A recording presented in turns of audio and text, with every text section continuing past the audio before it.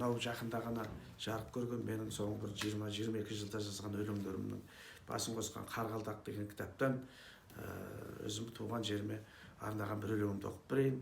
Өлеңнің аты Заңғар Зайсан. Бұл кітапта Зайсан, Қаратал, Үлкен Қаратал туралы өлеңдер біршама бар.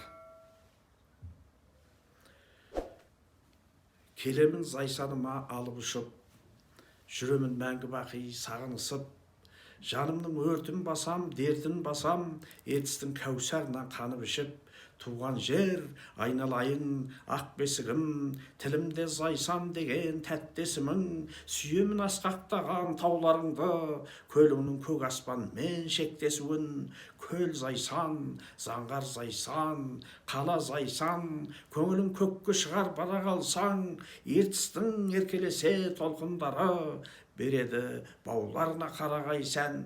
Зайсанның заңғарында ұлар ұшқан, қонақжай адамдары құрақ ұшқан, Зайсанның қызы сұңқар ұлы тұлпар, ақсақал қарттары бар Кіларыстан.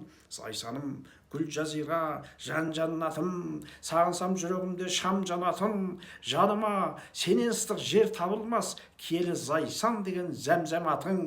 Зайсаным аруыңсың мен аңсаған, жырлауға жетер мекен өрем шамам, зарықсам аққу жеккен қайығыммен, ертісті өрле жүзіп келем саған.